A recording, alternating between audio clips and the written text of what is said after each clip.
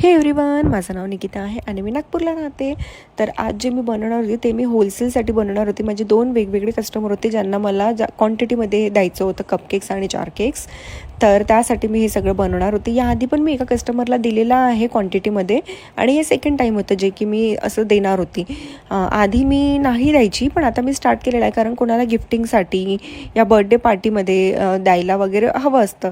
तर मी आता ते पण ऑर्डर्स घेणं स्टार्ट केलेलं आहे. तर कोणाला होलसेलमध्ये कपकेक्स जार केक्स लागत असणार तर बायोमध्ये माझा नंबर आहे, त्यावर तुम्ही कॉन्टॅक्ट करू शकता. तर जसं तुम्हाला ज्या पद्धतीचे फ्लेवर जसं कस्टमायझेशन हवं असणार तर ते सगळं मी करून देते. तर तुम्हाला द्यायचे असणार तर मी आताच सांगितलं की तुम्ही मला ऑर्डर देऊ शकता. आणि हे सगळं बनवण्यामध्ये माझी मम्मी मला भरपूर मदत करते गाईज, कारण एकटा व्यक्ती इतकं सगळं बनवणं पॉसिबलच नाही आहे. कारण यामध्ये भरपूर छोट्या छोट्या गोष्टी असतात ज्या सगळ्या बघावं लागतात. आणि आज माझं स्टॉलसुद्धा होतं आणि मला ह्या सगळ्या गोष्टीसुद्धा बनवायच्या होत्या, त्यामुळे थोडा हेक्टिक डे होता. आणि हे सगळं मेन प्रॉब्लेम येतं की हे सगळं फ्रीजमध्ये ॲडजस्ट करणं, कारण फ्रीजमध्ये इतकी स्पेस नाही राहत की मी ॲडजस्ट करू शकणार. बट तरीही मी करते ट्राय कसं तरी थोडं ॲडजस्ट करायचं. त्यानंतर हे सगळं पॅक केलं आणि मग मी कस्टमरला दिलं.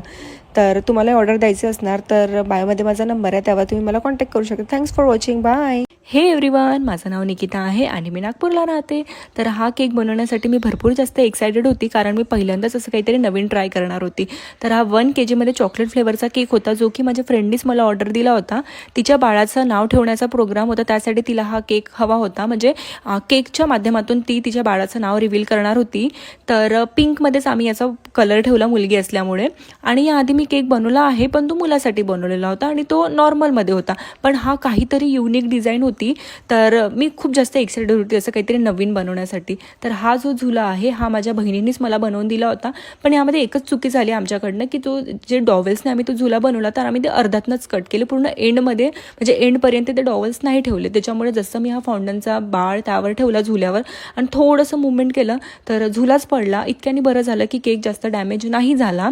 पण नंतर मला ते सिक्युअर करायसाठी मी टूथपिकची हेल्प घेतली. टूथपिक दोन्हीही डॉवेलच्या सेंटरमध्ये टाकली, जे की एंडपर्यंत गेली, ज्यामुळे मग तो झुला छान फिट्ट बसला.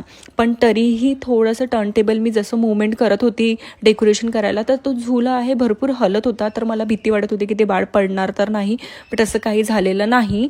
आणि लोकेशन खूप दूर नव्हतं, मला माझ्या घराजवळच केक द्यायचा होता, त्याच्यामुळे तेवढं मला टेन्शन नाही आलं होतं डिलेवरीचं. पण खूप छान असा केक दिसत होता. तिला पण फार आवडला हा केक. तर तुम्हाला कसा वाटला हा केक मला नक्की सांगा. आणि अशी कस्टमाइज केकची ऑर्डर द्यायची असणार तर बायोमध्ये माझा नंबर आहे, त्यावर तुम्ही मला कॉन्टॅक्ट करा. Thanks for watching. बाय. आज तर मला इतकं जास्त रिग्रेट होत होतं की मला कार चालवता का नाही येत. सो हे एव्हरीवन, माझं नाव निकिता आहे आणि मी नागपूरला राहते. तर मला होता 3 kg केकचा ऑर्डर. याचा फ्लेवर ब्लॅक फॉरेस्ट राहणार होता आणि हा एक सेटअप केक राहणार होता. तर कस्टमरचं इतकंच डिमांड होतं की त्यांना पर्पल अँड व्हाईट कॉम्बिनेशनमध्ये केक हवा होता. सो केक वगैरे छान असा रेडी झाला. ऑन टाईम मी सगळं रेडी करून ठेवून दिलं होतं. आणि जे व्हेन्यू होतं ते थोडं दूर होतं माझ्या लोकेशनपासून. तर मी मॉर्निंगलाच रॅपिडोवर ते व्हेन्यूचं लोकेशन टाकलं होतं की रॅपिडो तिथे जाईल का. तर तेव्हा तर आलं होतं. तर जेव्हा मी संध्याकाळी जायसाठी बुक करायला गेली तर मी हाफ आवरपासून बुक करत आहे, पण एक पण जण राईड एक्सेप्ट करत नाही आहे.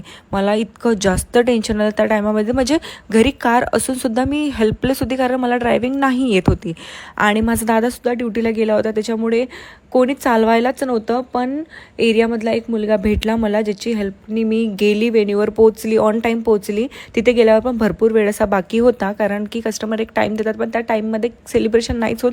पण आपलं काम असते की लोकेशनवर आपण ऑन टाईम पोचलो पाहिजे.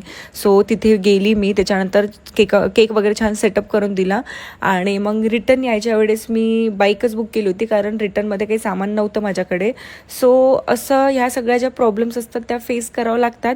पण ॲट द एंड सगळं चांगलं झालं. कस्टमरला पण केक आवडला आणि छान असं सेलिब्रेशन झालं. तर तुम्हाला हा केक कसा वाटला मला कॉमेंटमध्ये नक्की सांगा. Thanks for watching. बाय.